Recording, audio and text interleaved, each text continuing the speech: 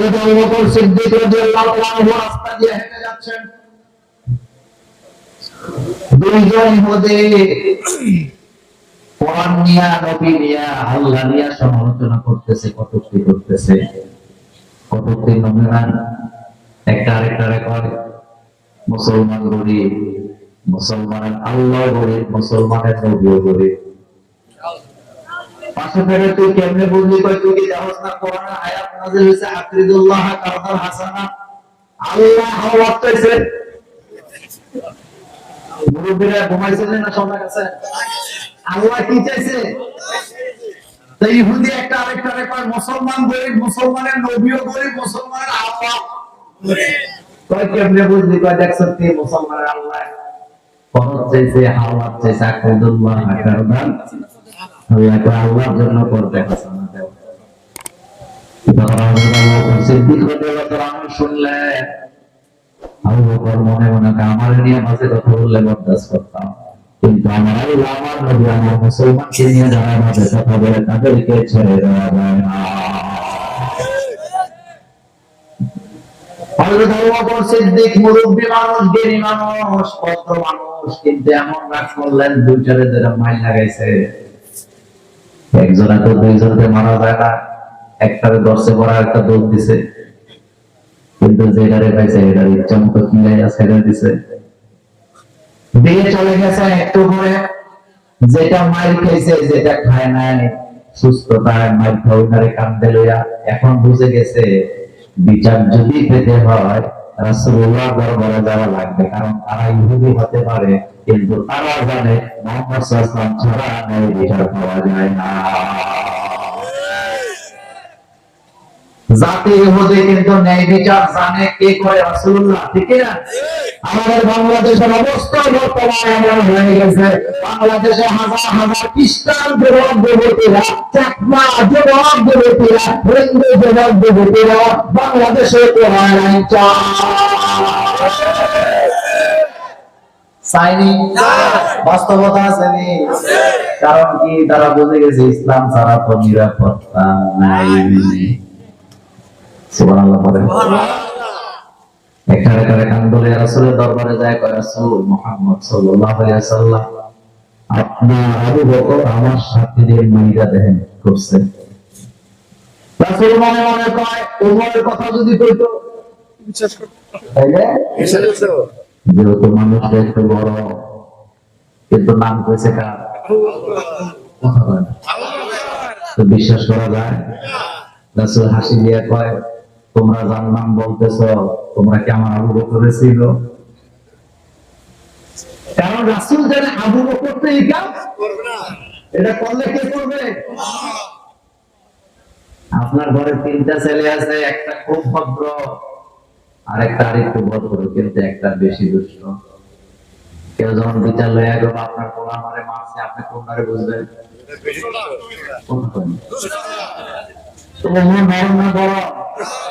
রাসূল তো এটাই ভাবতেছে, আল্লাহ নবী বললেন তোমরা কি আমার আবু বকরকে চেনো? ইহুদিরা কয় হ্যাঁ হুজুর চিনি, আপনার আবু বকরই মারছে। আল্লাহ নবী বললেন ঠিক আছে তোমরা বসো। দুজন সাহাবাকে পাঠাইছে, যাও আবু বকরকে নিয়ে আসো। তারা হযরত আবু বকর সিদ্দিক রাদিয়াল্লাহু আনহুর বাড়িতে গেলেন। আবু বকরকে বললেন রাসূল আপনাকে যাইতে হবে। আবু বকর তো জানে না কেন খবর দিছে। আবু বকর ভদ্র মানুষের মতো হেঁটে হেঁটে যাচ্ছে, জায়গায় দেখে যেটারে মার দিছে হেডাও আছে, যেটারে দেয় নাই হেডাও আছে। যখন দেখছে রাসূলুল্লাহর পাশে একটা যেটা মার খেয়েছে এটা বসা, যেটা মার খায় না এটা দাঁড়ায় আছে, কারণ এতে তো সাক্ষী। হযরত আবু বকর সিদ্দিক তারে দেখা মাত্র হাতে জামাটা টাইনা টাইনা উপরের দিকে উঠাইতেছে। কি লেগে উঠায়? কথা কানে কি লেগে উঠায়? যখন উঠাইতেছে যেটা দাঁড়ায় আছে হেতে আবার কিছু দূর। আল্লাহ নবী হাসি দিলেন, মুচকি হাসি দিয়ে বললেন আবু বকর একবার আমার পর একজনকে মার দিছে, আবার আরেকটারে মারার জন্য রেডি হইতেছ, এত খেপসকে? হযরত আবু বকর কয় রাসূল কথা পরে আরে দিতে পারি না, একটু সুযোগ দেন তারে করে দিয়ে লই। সুবহানাল্লাহ।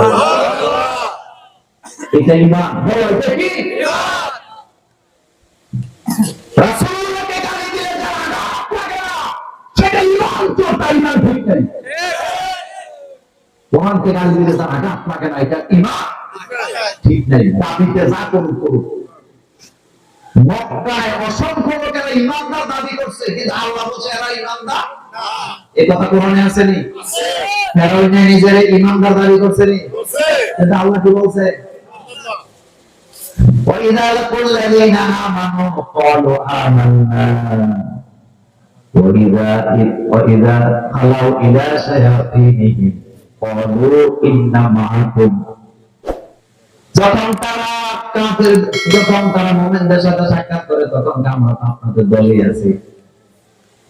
যখন তারা কাফেরদের কাছে যায়, তখন বলে তোমরা আছো যেখানে, আমরাও আছি সেখানে।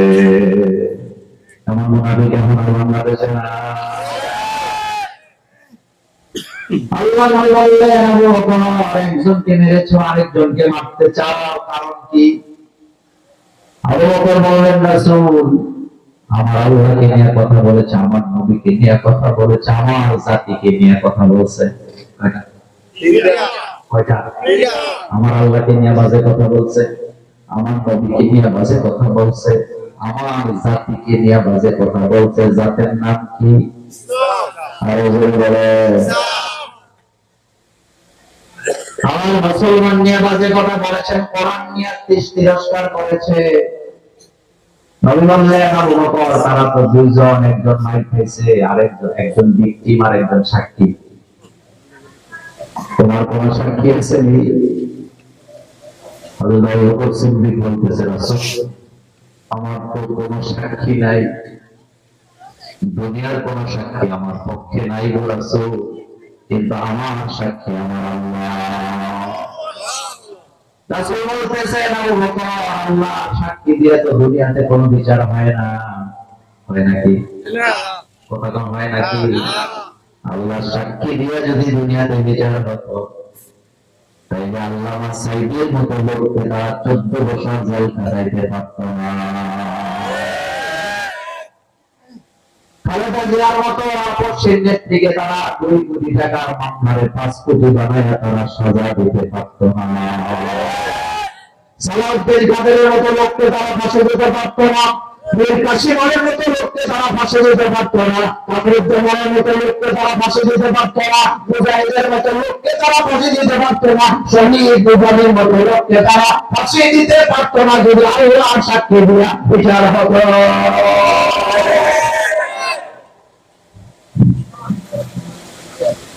আবু বকর বললেন, রাসূল, আমার তো আল্লাহ ছাড়া কেউ সাক্ষী দুনিয়াতে নাই। রাসূল কয়, না, আল্লাহ সাক্ষী দিয়ে তো দুনিয়াতে বিচার হয় না। আসলে কি হয়? কথা বলেন, হয় না। নবীজি বললেন, আবু বকর, যদি সাক্ষী আনতে না পারো, বিচার তোমার বিরুদ্ধে চলে যাবে। হযরত আবু বকর তো বলতে পারতেন, আপনার জন্য মারামারি করলাম আর আপনি আমার বিরুদ্ধে রায় দিলেন। এই কথা বলে বেয়াদবি করে নাই, মাথা নিচু করে বলতেছে, রাসূল, আপনার বিচার অমান্য করার ক্ষমতা দুনিয়াতে কারো নেই। মুসলমান ভাইদের কাছে জানতে চাই, রাসূলুল্লাহর বিচার যারা মানে না, তারা মুমিন না কাফের? বদ্র না জালেম? এই কথা আমার না আল্লাহ। ওমান লাম ইয়াহকুম বিমা আনজালাল্লাহ ফাউলাইকা হুমুল কাফিরুন। ওমান লাম ইয়াহকুম বিমা আনজালাল্লাহ ফাউলাইকা হুমুল ফাসিকুন। ওমান লাম ইয়াহকুম বিমা আনজালাল্লাহ ফাউলাইকা হুমুজ জালিমুন। আল্লাহর বিচার যারা মানে না, তারা কাফের, তারা ফাসিক, তারা জালেম। এটা আল্লাহর কথা না, আল্লাহর কথা।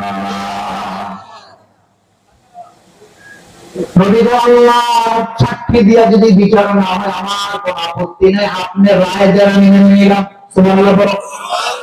আল্লাহ নবী বিচারের রায় দিলেন। আল্লাহ পাক জিবরাইলকে পাঠায় বলেন, জিবরাইল যাও, আমার নবীর কাছে যে দাঁড়ায় বলো, আমি আল্লাহ জানি, আমি আল্লাহর বিচার সাক্ষী দিয়ে দুনিয়াতে বিচার হয় না, কিন্তু আজকে আমার আবু বকরের সাক্ষী আমি আল্লাহ নিজে হয়ে গেলাম। মান রাআ মিনকুম মুনকারান ফালিয়ুগাইয়িরহু বিয়াদিহি, এটা ঈমানের দাবি। সমাজে অন্যায় অবিচার হলে আপনি যেটা প্রতিবাদ করবেন, এটা আপনার দাবি, আপনার ইমানের দাবি। অথচ সমাজের মোড়ে মোড়ে রাস্তায় রাস্তায় ঘর বানাইয়া ক্যারাম বোর্ডের নামে জোয়া খেলে একটা কথাও বলে না, মুরব্বী সমাজে আছে না।